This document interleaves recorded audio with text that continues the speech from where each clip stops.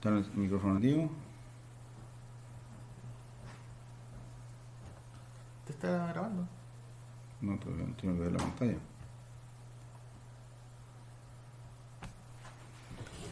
¿Qué parte? No. Bien. Bueno, alumnos, buenas tardes. Bueno, vamos a proseguir con la clase, ¿no es cierto?, anterior, que habíamos quedado en todos los conceptos de radiodiagnóstico y habíamos visto generalidades de imágenes médicas como son lo que es resonancia magnética, ultrasonido y tomografía computarizada. Bien, me gustaría hacer un poquito de un recuento de lo que vimos en la clase anterior. Me interesa que queden algunos conceptos bien, no sé, que queden bien detallados, ¿ya? En primer lugar, el concepto de lo que es radio, lo que se denomina radio opaco y radio lúcido o radio transparente, ¿ya? Radio lúcido o radio transparente.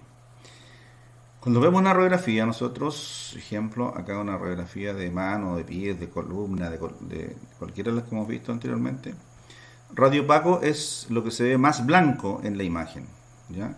Radio lúcido, lo que vemos más o menos un poquito más gris, un poquito más oscuro, como son el espacio articular, ¿no es cierto? Acá en este caso igual. Eso se llama radio lúcido, ¿ya? O radio transparente o radio lúcido. Y esto es radio opaco. Y tenemos tonalidades intermedias, unas más grises que son el tejido esponjoso del hueso y bueno, habíamos visto que podemos ver la parte muscular, y grasa y aire en ocasiones. El otro concepto que me interesa ver que es que todos los exámenes tienen que ser tomados en dos planos. Ustedes ven una radiografía frontal, una radiografía lateral, ¿ya? Esto es radiolúcido por si acaso, ¿ya? O radiotransparente, el aire que vemos en el organismo. Los pulmones son radiolúcidos, ¿ya? Las costillas son radioopacas, ¿ya?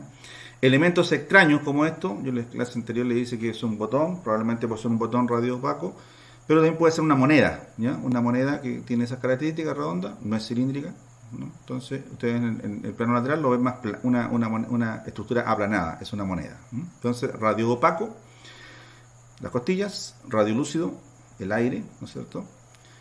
Y tonalidades intermedias, ¿ya? Bien, bueno, habíamos quedado, vimos lo que son los equipos radiográficos, como, lo que incluye acá es para tomar una radiografía los rayos X, ¿no es cierto? Que es energía que atraviesa el cuerpo y como el cuerpo tiene varias densidades o elementos atómicos distintos, es heterogéneo, por lo tanto las estructuras que tienen mayor número atómico son absorbidas por la radiación y las estructuras que tienen menor número atómico son atravesadas por la radiación y llegan a una placa radiográfica. Bueno, también existen en radiografías exámenes contrastados, ¿ya? Ustedes no van a ver mucho lo que son exámenes contrastados, más les interesa la radiografía en radiodiagnóstico. Y lo que son exámenes contrastados, tenemos exámenes que es un tipo de equipo, un tipo de radiografía económica y no invasiva. Su sector está limitado al avance de otras técnicas. Ejemplos se toman para el tracto gastrointestinal y para la parte urológica, ¿ya? Y también algunas angios para ver la parte de arterias y venas. Esto es una imagen de vasos angiográficos, ¿no es cierto? En este caso del corazón. Esto es un angiógrafo donde lo que se trata de ver, determinar son algunas estenosis de las arterias coronarias en este caso. Bueno, el contraste que se utiliza son elementos extraños al cuerpo que se denominan elementos yodados. En este caso nosotros lo que estamos viendo acá, el sistema urinario, está la anatomía del riñón, la pelvis renal, los ureteres y la vejiga. Bueno, esto es una anatomía descriptiva. Esto es la imagen médica, que es una radiografía.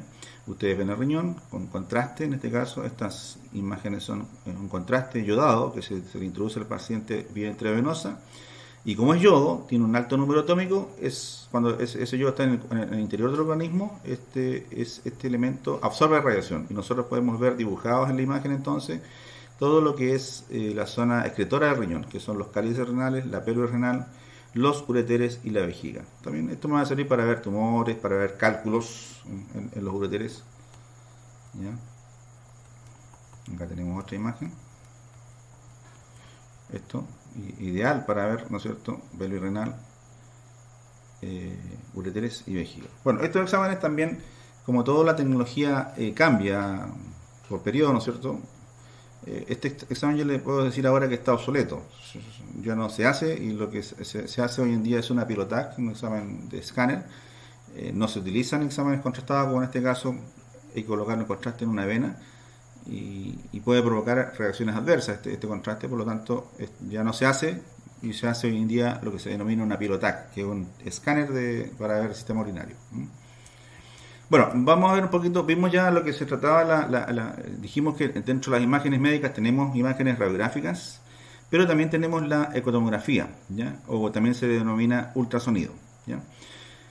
Como la palabra dice, son sonidos de una onda sonora, ¿no es cierto?, que está bien, va entre 2 a 15 MHz, ¿ya?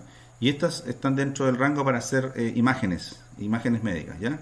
Tiene una frecuencia determinada, ¿no es cierto?, que permiten obtener imágenes en tiempo real. O sea, prácticamente se está haciendo el examen y se coloca un transductor sobre la estructura del paciente, puede ser abdomen, puede ser una de osteoarticular, el hombro, se hace mucha ecotomografía, y es en tiempo real. En este caso no hay radiaciones ionizantes, ¿ya? Por lo tanto es un examen que es más inocuo, no hay ninguna contraindicación, ¿ya?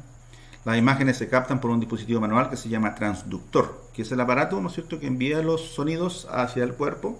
Esto en el cuerpo rebotan en las estructuras, ¿no es cierto? Por lo tanto, lo que se recibe en el mismo transductor son ecos, ¿ya? Vale decir, el transductor es un emisor y un receptor de ecos, ¿ya? Que el operador desplaza de un lado sobre la región a examinar. La información es visualizada por un monitor y se puede guardar en un ordenador o imprimirse en placas o en papel, ¿ya? O también hoy en día se digitaliza, puede digitalizarse la imagen y poder enviarla vía un correo, ¿no es cierto?, y poder trasladarla de un lugar a otro. Tiene múltiples aplicaciones, es inocuo, el costo es bajo, es rapidez y disponibilidad. Mejoras tecnológicas y nuevos transductores. Hay mucho mejor tecnología, ¿no es cierto? La tecnología, vuelvo a repetir y ser tan redundante, la tecnología cambia año a año, ¿no es cierto? Y vamos teniendo que todos los transductores actuales tienen alta resolución, ¿ya? Los inconvenientes solamente son técnicos, ¿ya? A veces dependientes del paciente. El paciente, si no es un buen paciente, no obedece las órdenes como de mantener apnea, ¿no es cierto?, inquieto, no se pueden lograr buenas imágenes. La imagen generalmente está determinada porque el paciente obedezca órdenes y se mantenga quieto durante el examen. También es, ¿no es cierto?, técnico dependiente o operador dependiente, o sea, la persona que lo realiza tiene que tener bastante expertise en lo que realiza, o sea, saber bastante anatomía, ¿no es cierto?, saber bastante de patologías y variantes anatómicas. Aquí hay una imagen, más adelante yo les voy a mostrar mejores imágenes. Esto, lo que me trae el PowerPoint no es muy bueno, pero esto es una imagen acá podríamos decirle más oscura, ¿ya? Los quites se ven así como una imagen oscura. Todo lo que tenga que ver agua en el organismo, tenga imágenes acuosas, son más oscuras, ¿ya? Bueno, la TAC como generalidades solamente. La tomografía axial computada es, bueno, acá empleamos radiaciones ionizantes. Nuevamente, cuando estábamos en radiodiagnóstico, ¿no es cierto?, la física era radiación ionizante. Acá también empleamos radiación ionizante, pero con una técnica un poco más, un haz un poquito completamente más estrecho. Por lo tanto, y ese haz recorre el cuerpo humano y lo que se va a sacar en el cuerpo humano es una reconstrucción axial, ¿ya?, de cortes muy finitos que se van, como que el organismo yo lo voy recortando en cortes axiales. O sea, la anatomía yo lo voy a ver en forma axial, pero como hoy en día la tecnología ha avanzado tanto, esos cortes axiales, a través de los cortes axiales yo puedo hacer reconstrucciones, ¿ya? Reconstrucciones en el plano que me falta, que es el plano coronal y sagital. Y eso lo realiza un computador, ¿ya? Por eso se llama tomografía axial computarizada. El computador me realiza estas otras reconstrucciones, ¿ya? los cuales se obtienen mediante el movimiento combinado de un tubo rayo X hacia un lado, ¿no es cierto? Prácticamente gira en 360 grados con respecto al paciente, mientras la placa, mientras no son la placa, son los detectores de radiación, se mueven en el lado contrario, por lo que una superficie plana de la anatomía humana perfectamente visible. Es un corte tomográfico, un corte, generalmente hoy en día son cortes de 1 milímetro y menos, ¿ya?, que se hacen del cuerpo humano. Bueno, la técnica diagnóstica segura y eficaz es un examen médico no invasivo complementario para diagnosticar y tratar enfermedades. Permite estudios dinámicos y reconstructivos. Combina un equipo de rayos X especial con computadoras sofisticadas para reproducir múltiples imágenes y visualizaciones del interior del cuerpo. Luego estas imágenes pueden examinarse con un monitor de una computadora, imprimirse o transferirse a una unidad de almacenamiento. Las exploraciones de TACs de los órganos internos, huesos, tejidos blandos y vasos sanguíneos brindan mayor claridad y revelan mayores detalles de los exámenes convencionales de rayos X. Incluye posibilidades de estudios simples o contrastados. Utiliza radiaciones ionizantes. Esto es un poquito lo inconveniente, ¿ya? Bueno, acá esto es la imagen que representa una TAC, es un corte axial. Por ejemplo, esto es un corte a través de la parte hepática. Esto es todo el hígado, esto es el vaso. Acá tenemos los pulmones derecho e izquierdo, o sea, estamos cortando prácticamente a nivel de la décima costilla, ¿no es cierto?, o décima vértebra dorsal. Entonces es un corte, y si ustedes imagínense cuántos cortes se realizan si el paciente se hace un examen de tórax, abdomen y pelvis, con 500 cortes de estos mismos, ¿ya? Entonces es mucha información la que se retiene. Lo mismo, acá podemos ver mucho más densidades que como es rayo X. Esto es, como repasamos esto se llama radio opaco. En este caso sería como, aquí se miden densidades, esto es radio denso, ¿ya? Y esto es radio lúcido, ¿ya?, o hipodenso. Es una reconstrucción coronal. Entonces vemos el hígado, riñones, ¿ya?, columna, forma general, ¿no es cierto? Esto es la tráquea con el bronquio fuente derecho. Pulmones, que son siempre radiolúcidos porque tienen aire. Y los huesos son radiopacos, ¿no es cierto?, o radiodensos porque contienen mayor cantidad de calcio. Una vértebra tiene una cortical, que es totalmente cálcica, y un tejido esponjoso en el interior que es un poquito más blando o más hipodenso. La grasa abdominal, ¿no es cierto?, la grasa, la piel, todo el tejido detrás de la piel siempre hay grasita, y el músculo oblicuo de aquí del abdomen. Bueno, hay reconstrucciones, ¿no es cierto?, de una escápula fracturada, reconstrucciones de rodillas, reconstrucciones en 3D de cráneo, y esto lo hace el postproceso. O sea, una vez que se hacen los cortes axiales, que son estos, ¿no es cierto?, uno puede reconstruir todo el examen con lo que uno quiera, en coronal, en sagital, ¿no es cierto?, y hacer reconstrucciones 3D también. Reconstrucciones de tobillo. Hay muchas mejor. Vamos a ir viendo en el transcurso del curso, sobre todo en el laboratorio, imágenes mucho mejores que esta. Esto es un PowerPoint para presentación más que nada de las imágenes médicas. Resonancia magnética, que lo vamos a ver al final, ¿no es cierto? Bueno, acá a ustedes les va a interesar en resonancia magnética todo lo que son los accidentes cerebrovasculares y tumores cerebrales, que tiene bastante muy buena definición la resonancia magnética. Bueno, la resonancia magnética, como el mismo nombre lo dice, resonancia nuclear magnética. Se basa en la capacidad de núcleos de hidrógeno. O sea, vale decir acá, el 80% del cuerpo tiene agua. Por lo tanto, en el 80% del cuerpo vamos a encontrar hidrógeno, ¿ya? Agua y grasa. La grasa también tiene bastante cantidad de hidrógeno, ¿ya?, para absorber ondas de radiofrecuencia cuando son sometidos al efecto de un campo electromagnético intenso. O sea, aquí los dos conceptos físicos son que el cuerpo está sometido a un campo magnético, que es un imán gigante, que es el túnel donde se introduce el paciente, y ahí vamos a tener que hacer que los átomos de hidrógeno que tiene el paciente se comportan, digamos, dentro de la anatomía donde están ubicados. Van a enviar ellos, esos mismos átomos de hidrógeno, van a mandar una señal de radiofrecuencia hacia una antena receptora. O sea, hay antenas de que van a mandar un pulso de radiofrecuencia, y hay antenas que van a recibir ese pulso de radiofrecuencia que viene del cuerpo humano, del átomo de hidrógeno del cuerpo, ¿ya? Dicha capacidad genera una señal que es detectada por un receptor, una antena receptora, ¿ya?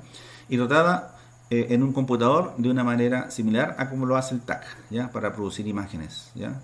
La resonancia magnética representa un mapa de densidad de protones, o sea, donde hay mayor cantidad de hidrógeno, o sea, protones de hidrógeno, y va a haber mayor cantidad de captación de, en este caso, de señales de radio. Por ende, un mapa de la distribución del agua en el organismo. La ventaja de esta técnica es que permite cortes más finos, ¿ya?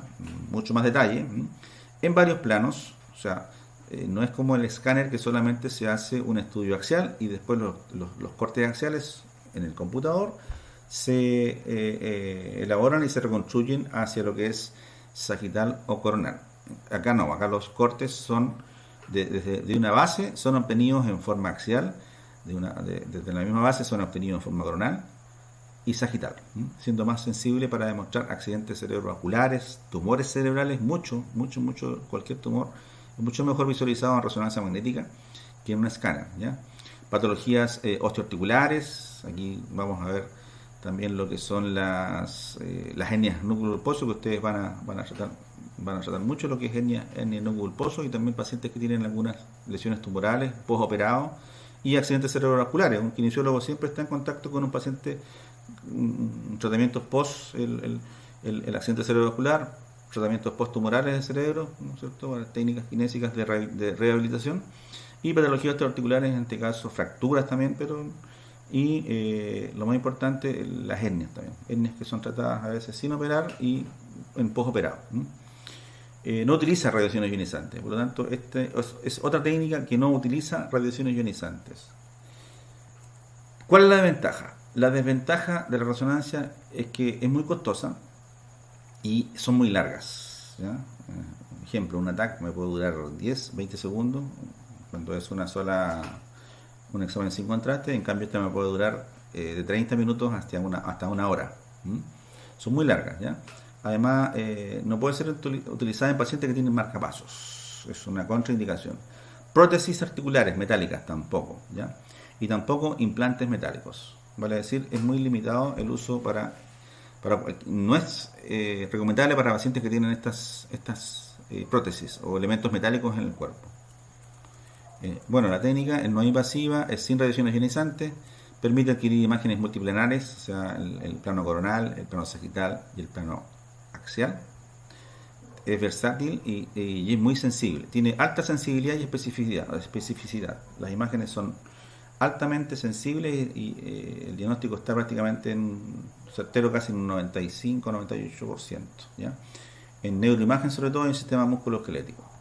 El uso de contraste en patología. Bueno, acá también se puede utilizar un contraste, que es distinto al de escáner, obviamente. Y bueno, los contrastes están asociados a patologías inflamatorias, infecciosas y, obvio, tumorales. Las imágenes están representadas acá en los tres planos: un plano sagital, un plano axial y un plano coronal, ¿no? Y más o menos las imágenes que se obtienen son estas. Esto es un plano coronal del encéfalo, ¿no es cierto? Son distintos contrastes. Aquí se llaman lesiones hipointensas e hiperintensas. Esa es la palabra que se denomina cuando es oscura, es hipointensa, y cuando es más clara, hiperintensa, ¿ya? Dependiendo del contraste que se tenga en la imagen, ¿ya? Ejemplo, bueno, cuando veamos lesiones, esto se llama un contraste de 1, y eso tiene, lo vamos a ver más adelante. Esto solamente estamos hablando hoy día de las imágenes médicas en general, o sea, generalidades de imágenes médicas, y esto es lo que se obtiene como imagen misma. Esto es un corte coronal. Estos son cortes sagitales de la zona encefálica y la parte de la columna cervical. Este en realidad es un examen de columna cervical. El anterior era de cerebro, ¿ya? Este de columna cervical. Ven que hay contrastes distintos. Ahora, lo blanco es hiperintenso y lo gris es hipointenso, ¿ya? Acá se llama intensidad ahora. La columna. y vemos ahí la médula espinal, ¿ya? Un examen muy bueno para el tejido nervioso, médula espinal. Acá está la médula espinal, ¿ya? Estos son exámenes angiográficos, resonancia, ¿no es cierto? En resonancia, imágenes para ver vías biliares, vesícula biliar, imágenes para ver riñón, una imagen para ver un tejido de la muñeca, ¿ya? Acá hay imágenes para visualizar un tumor en la zona cerebral. Tiene muy buena resolución, pero ya les dije, la desventaja es que son exámenes muy largos, ¿ya? En la columna vertebral, sobre todo para ver lesiones, hernias de pulposo. Acá hay también una resonancia de muñeca.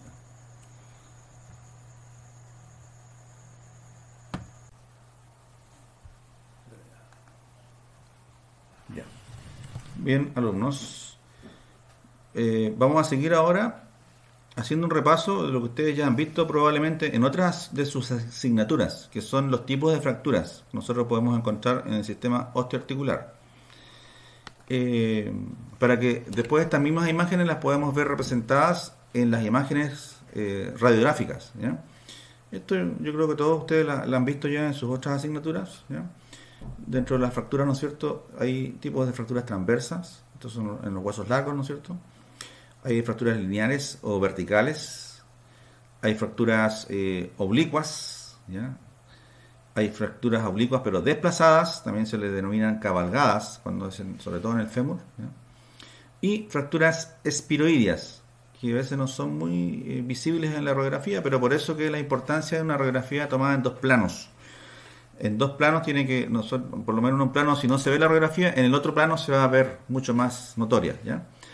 Después tenemos fracturas incompletas como de Krenstick, que es muy poco frecuente, y las fracturas conminutas, donde hay más de dos fragmentos, 3, 4, 5, hasta más de 10 fragmentos a veces, sobre todo cuando son ocasionadas por fracturas de gran impacto o a veces por cuerpos extraños que atraviesan la parte del cuerpo, ¿ya? Bueno, hay también otras clasificaciones. Bueno, acá lo mismo, con minuta, las oblicuas, ¿no es cierto? La espiral o espiroidea y las compuestas o desplazadas o también cabalgadas, ¿ya? Hay un tipo de lesiones que son de niños que se llaman tallo verde, también se le denominan fracturas incompletas, que a continuación vamos a ver. Hay otro tipo más de fracturas incompletas, fracturas transversas, ¿ya? Y fracturas simples sin desplazamiento. Después, también hay una clasificación de fracturas en lo que es la cabeza femoral. Todo lo que significa la parte proximal, ¿no es cierto? Extremo proximal del fémur, ¿no? Tenemos una cabeza femoral, tenemos un cuello y tenemos trocánter mayor, trocánter menor, por lo tanto se clasifican en fracturas, ¿no es cierto?, subtracontarianas cuando son entre los trocánteres, ¿ya? Subcapital si es en la cabeza, ¿no es cierto? Transcervical cuando es en el cuello. Después tenemos, bueno, vamos a repetir lo mismo. Aquí están las fracturas incompletas que yo les dije que se dan más en niños, ¿ya? El niño tiene, ¿qué es lo que tiene? Los huesos niños están en crecimiento. Entonces hay que tener en cuenta que hay un periósteo que es muy grueso, que no se ve en la radiografía, pero celularmente está presente el periósteo en el hueso. Y eso hace que se generen unas fracturas muy especiales en niños, ¿ya? Que se llama fractura conminuta, que es el ejemplo 2, es la fractura en tallo verde, que es el efecto 2, que es una fractura incompleta, y se le denominó tallo verde, ¿no es cierto?, porque es el mismo ejemplo de ustedes conocen un tallo de apio, de perejil o de cilantro, en la cual ustedes quiebran el tallito y dejan que la parte interna está rota, pero la parte externa, que es el tallo de la parte periférica, ¿no es cierto?, se queda intacta. Entonces, por eso se le denominó tallo verde. Un ejemplo de cualquier tallo de perejil, tallo de apio, ustedes hacen el ejercicio y se van a encontrar con esa tipo de lesión. Son de niños, ¿ya? Está la fisura cuando no hay ningún tipo de desplazamiento. Después está la fractura en torus, que es un tipo como de impacto en los niños, ¿ya? Bueno, después tenemos una clasificación cuando hay lesiones a nivel de la metáfisis, ¿ya? En la zona, en la diáfisis, la metáfisis y la epífisis distal o proximal de los huesos, ¿ya? Entonces, esta es una clasificación que se le denomina Salter-Harris. Yo sé que ustedes también la han visto, sobre todo los alumnos que son de tercero, que es importante que tengan este conocimiento del tipo de fractura, porque lo mismo que está acá representado como tipo de fractura lo vamos a ver en las radiografías, ¿ya? Importante también que esto es una clasificación de fracturas de niños. ¿Por qué de niños? Porque tenemos acá un componente que es la metáfisis o cartílago de crecimiento, ¿ya? Fractura de Salter-Harris tipo 1, fractura de Salter-Harris tipo 2, fractura de tipo de Salter-Harris tipo 3, fractura de tipo Salter-Harris tipo 4 y 5, ¿ya? Entonces, estas 5 es difícil de visualizar, porque son prácticamente como que se impacta el hueso, la epífisis sobre la diáfisis, ¿no es cierto? La epífisis sobre la diáfisis, y esto, el cartílago pierde altura. Esta es la fractura, es más fácil visualizar la tipo 1, solamente es un daño de la ¿no es cierto?, una separación entre la diáfisis y la metáfisis, ¿ya? Esto es una fractura donde hay una fractura de la diáfisis con un componente de la metáfisis, ¿ya? Bueno, este tipo de clasificación la vamos a visualizar en imágenes radiográficas después. Las imágenes radiográficas las vamos a ver de preferencia en los laboratorios o talleres, en los talleres, ¿ya?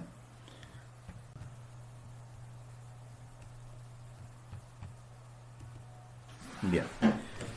Alumno, continuando entonces con las, para, ¿no es cierto?, llegar después a ver imágenes, vamos a ver que en las radiografías vamos a encontrar algunos elementos extraños que se llaman, ¿no es cierto?, elementos de osteosíntesis. ¿Ya? Para llegar a los elementos de osteosíntesis, ¿por qué se colocan? ¿Ya? Bueno, hay que entender que los tratamientos de las fracturas en general, ¿no es cierto?, los médicos traumatólogos están abocados a estos tipos de tratamiento de fracturas. Puede ser un tratamiento cerrado o un tratamiento abierto. El tratamiento más cerrado, el más común de todos, es la inmovilización con vendas de yesos, ¿ya? Eso es la típica fractura que no está muy desplazada, alguna fractura que está más estable, se le denomina.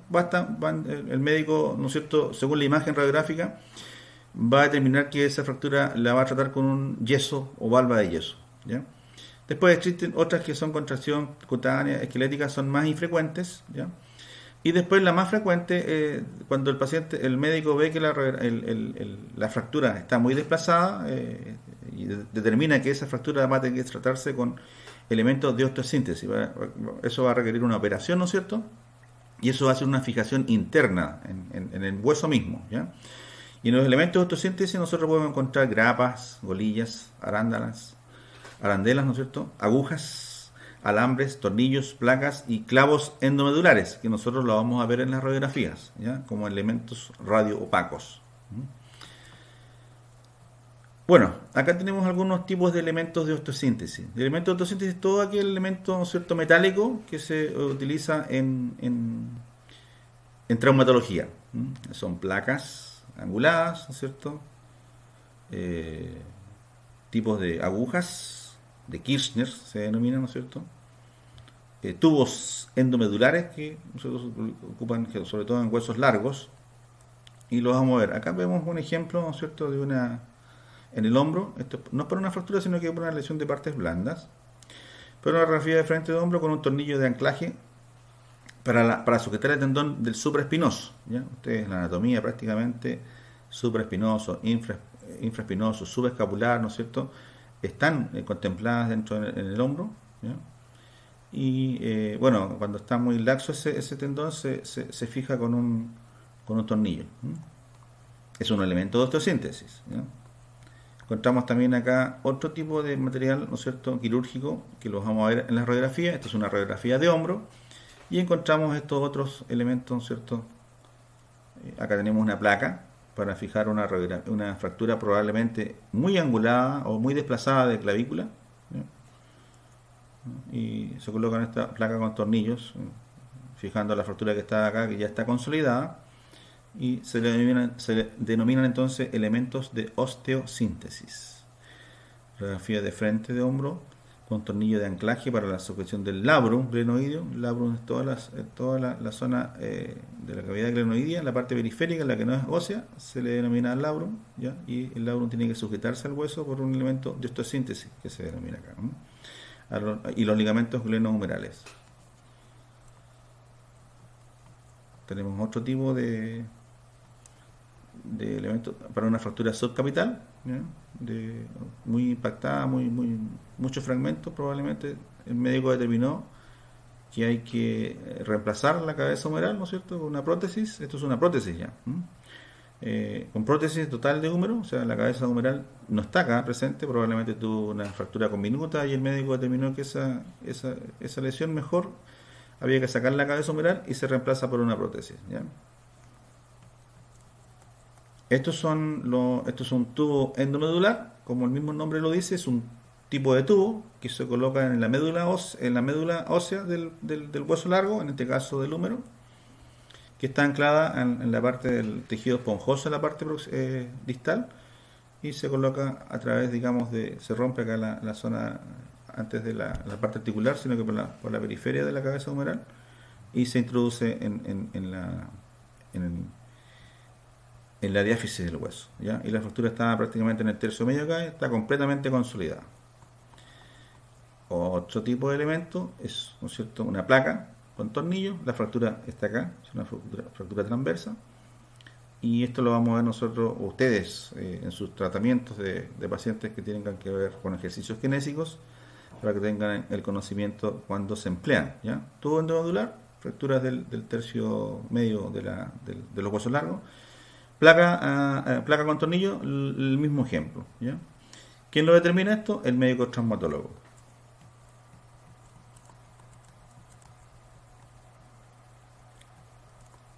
Ahí está una radiografía, ¿no es cierto? Una fractura también tratada en la parte del codo, ¿no es cierto? Radiografía del codo derecho, con placa de construcción y reconstrucción con tornillos por una fractura multifragmentaria del húmero distal, ¿ya? Probablemente hubieron muchos fragmentos y se fueron sujetando todos los fragmentos para poder reparar, ¿no es cierto?, o reducir toda la fractura que tenía el paciente antes de. Esto también es una fractura completamente consolidada, ya no quedan restos de fractura, está completamente consolidada. La importancia de los dos planos, todo lo que vemos en el plano frontal, y eso es lo que vemos en el plano lateral. O sea, hay unos tornillos que es una placa con 4 tornillos, pero hay 2 tornillos que están en forma independiente, probablemente para atrapar algún fragmento que estaba acá desplazado, y el médico los dejó prácticamente pegados a la parte anatómica del húmero distal. Las típicas fracturas del olecranon, ¿ya? Ahí está la fractura, ¿ya? Y el tratamiento, ¿no es cierto?, es una placa angulada, tiene la forma de la zona del olecranon, con tornillos en su interior.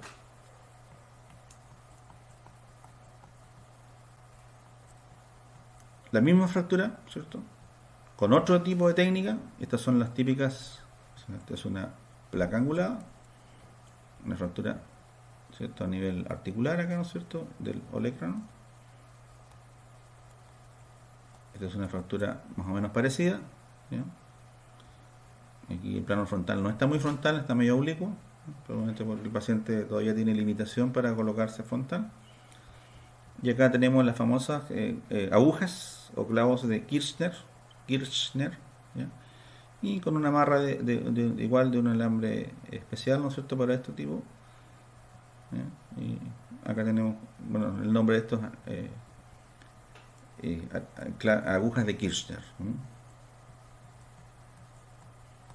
Acá tenemos un reemplazo, ¿no es cierto?, de la cabeza del radio, de la cúpula radial, sobre todo cuando el paciente a veces cae de bruces, puede ser una fractura marginal o una fractura con múltiples fragmentos de la cabeza. Si hay múltiples fragmentos, el paciente si consolida tal como está, puede haber una limitación del movimiento del codo. Por lo tanto, el médico acá prefirió, para que quede con una mejor movilidad del codo, reemplazar, se saca todos los fragmentos óseos de la cúpula radial y los reemplaza por una prótesis, ¿ya?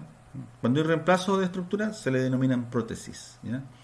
El ejemplo primero de la cabeza humeral, se reemplazó la cabeza humeral, prótesis. se reemplaza la cúpula radial, prótesis, ¿ya?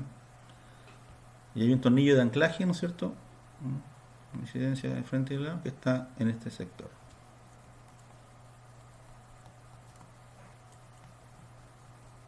Una fractura de radio, ¿no es cierto? Y consolidada. Vean siempre que cuando se consolidan los huesos, siempre el hueso tiende a sumar más estructura. ¿Mm? Todo la zona del hueso, cuando hay regeneración de hueso, el hueso tiende a formar más hueso de lo normal. ¿Mm? Es un proceso normal de una consolidación de una fractura. Aquí está el plano lateral y vemos que todavía falta una zona para que haga callo óseo. Esos son los controles que uno va tomando y son a lo que ustedes tienen que atenerse cuando van a hacer un tratamiento kinésico, cuando todavía falta consolidar. ¿Mm? Entonces la importancia de los dos planos, ¿cierto? Ahí se ve la placa en forma frontal y esta es la placa vista en forma lateral y se ven acá los tornillos puestos, ¿cierto? Desde la cortical a la cortical del otro extremo, cortical, cortical y acá. Lo mismo este otro lado.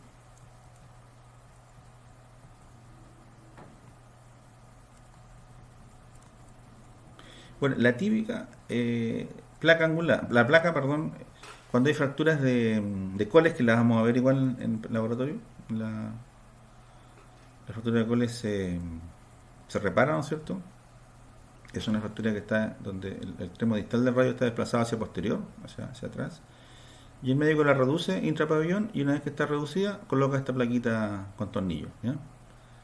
Ustedes se van a ver enfrentado a este tipo, que el paciente queda con mucha limitación, entonces hay que volver a hacer que todos los tejidos blandos, ¿no es cierto?, después del periodo de postoperado, empiecen a trabajar nuevamente, tratando de llegar a un porcentaje normal. Muñeca izquierda, se llama T angulada. Tornillos para fractura del rayo con compromiso articular en incidencia de frente y de lado. ¿Cómo se llama esta aguja? Ya la vimos anteriormente. Aguja de Kirchner, ¿ya? Ahí está el nombre, cómo se escribe. Y esto probablemente es un tratamiento desde afuera, ¿no? Ni siquiera se hizo una incisión en el paciente, se puede hacer eso, para fijar una tipo de lesión, ¿ya?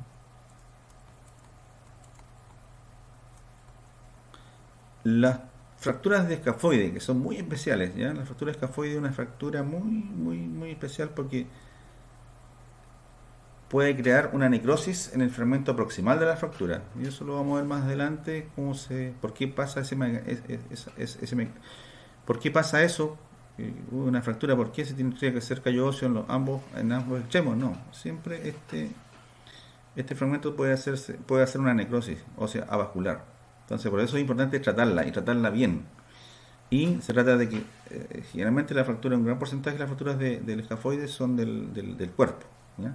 Entonces hay que dejar bien fijo el cuerpo, o sea, los dos extremos, el extremo distal y el proximal, fijo, y eso se hace con un procedimiento dentro del pabellón, que se lo coloca con tornillo granulado de la esponjosa, y también se le denomina elementos de osteosíntesis.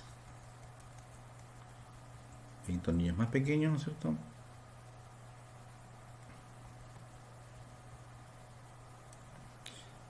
Miren lo que pasó acá. Bueno, esto es una fijación de varios huesecitos del carpo, ¿ya?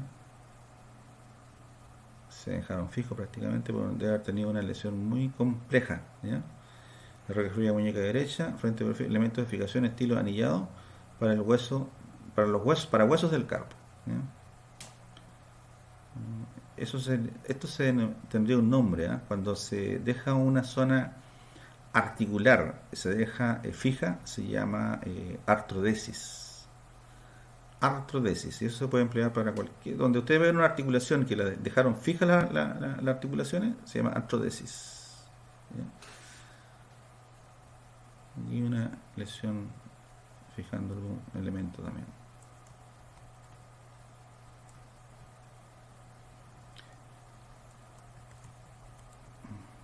Son dos pacientes distintos acá. Fractura de muñeca, fractura de mano, muñeca con aguja de Kirchner, ¿ya? Aquí hay una fractura consolidada, y aquí hay otra fractura consolidada también. ¿Ya?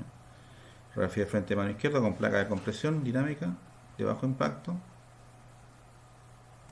para una fractura de los metacarpianos.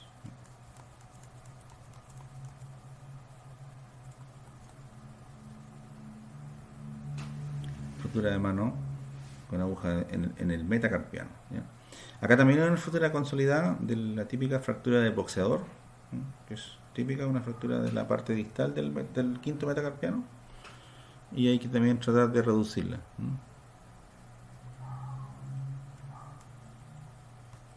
Y que hay fracturas probablemente de las primeras falanges que están dentro de la parte ósea. Radiografía de frente, mano derecha, con tornillos medulares diseñados con rosca en ambos extremos. El procedimiento se llama de Herbert en las falanges proximales primera, segunda y tercera del dedo.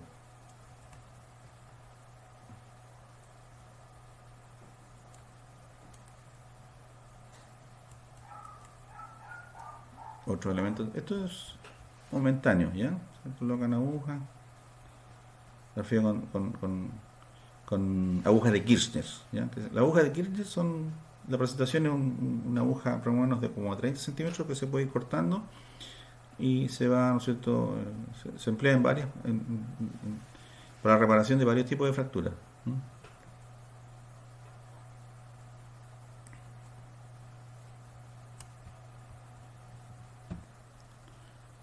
Bien, alumnos, cualquier consulta, ¿no es cierto? Duda, la revisamos, ¿no es cierto?, en la plataforma Zoom, que ahí podemos conversar y ver cualquier duda que tenga con respecto a la clase grabada que tenemos para hoy.